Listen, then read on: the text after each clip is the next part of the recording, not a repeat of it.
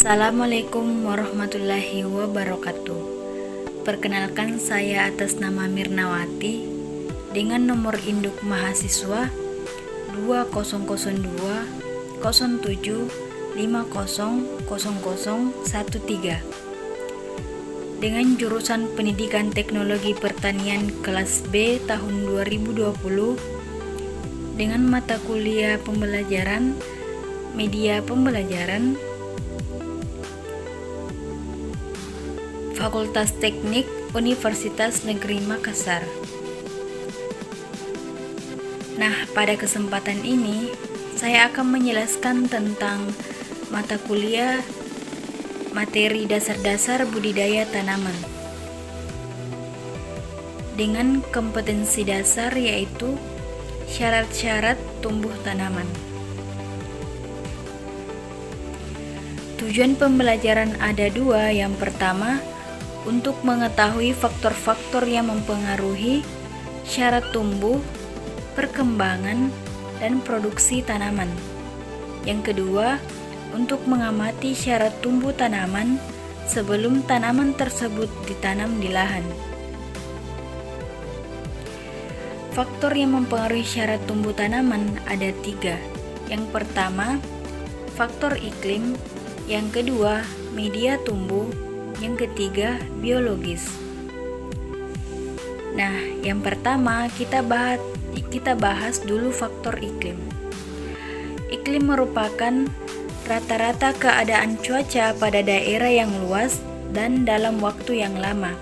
Lama terjadinya perubahan iklim biasanya sekitar 30 tahunan.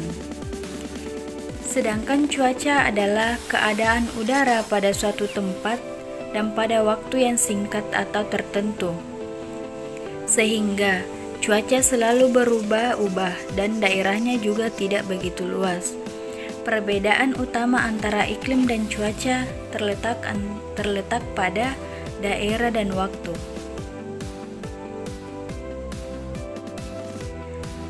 Faktor iklim dipengaruhi oleh radiasi cahaya, di mana radiasi cahaya dipengaruhi oleh intensitas cahaya, yaitu jumlah cahaya yang dapat diterima tanaman untuk fotosintesis. Yang kedua yaitu kualitas cahaya, yaitu panjang gelombang yang dapat mempengaruhi tanaman untuk melangsungkan metabolisme, terutama fotosintesis. Yang ketiga yaitu fotoperiodisitas, yaitu lama waktu yang dibutuhkan untuk memicu terjadinya fotosintesis pada tanaman. Faktor iklim yang kedua yaitu kelembaban udara.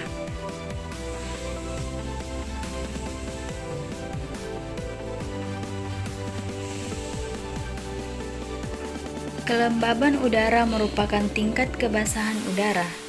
Dalam udara, air terkandung dalam bentuk uap air. Sedangkan faktor yang ketiga yaitu suhu. Suhu merupakan derajat panas atau dingin yang diukur dengan skala tertentu menggunakan termometer. Suhu mempunyai dormasi. Suhu mempengaruhi dormasi, pembungaan, dan pembentukan buah. Yang keempat yaitu angin. Angin berperan dalam proses penyerbukan, contohnya penyerbukan silang. Yang kelima yaitu presipitasi. Sebagai sumber air, contohnya air hujan. Air hujan yang baik adalah air yang merata di atas permukaan tanah. Faktor yang mempengaruhi iklim yang terakhir yaitu udara. Di dalam udara terkandung 78% nitrogen, 21% oksigen, 0,03% karbon dioksida, dan 0,07 gas lainnya.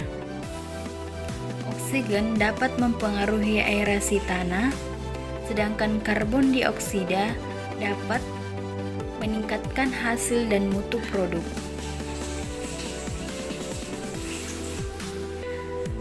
Selanjutnya, faktor yang mempengaruhi syarat tumbuh tanaman yang kedua yaitu faktor media tumbuh. Yang pertama ada tanah. Tanah sebagai tempat media tumbuh tanaman dan dapat mempengaruhi pertumbuhan dan produksi tanaman sebagai penyokong tegak batang dan berperan dalam perkembangan perakaran, penyedia kebutuhan primer seperti air, udara, dan unsur-unsur hara. Penyedia kebutuhan sekunder seperti zat-zat tumbuh, yaitu hormon, vitamin, toksin, antibiotik, dan asam-asam organik. Yang kedua yaitu air. Air berperan dalam proses asimilasi, dapat mengangkut hasil-hasil fotosintesis ke seluruh jaringan tanaman, dan mempermudah pengolahan tanah dan mengendalikan perubahan suhu. Faktor yang ketiga yang mempengaruhi syarat tumbuh tanaman yaitu faktor biologis, di mana faktor biologis ada yang bersifat menguntungkan dan merugikan. Yang pertama kita bahas dari faktor menguntungkan, yaitu penyedia unsur hara. Yang kedua, predator hama dan penyakit. Yang ketiga, organisme yang melakukan perombakan bahan organik dan membantu dalam proses penyerbukan. Sedangkan yang bersifat merugikan yaitu organisme yang melakukan persaingan hara dengan tanaman pokok yaitu gulma dan dapat menyebabkan tanaman terkena hama dan penyakit sehingga mengganggu proses produksi hasil tanaman.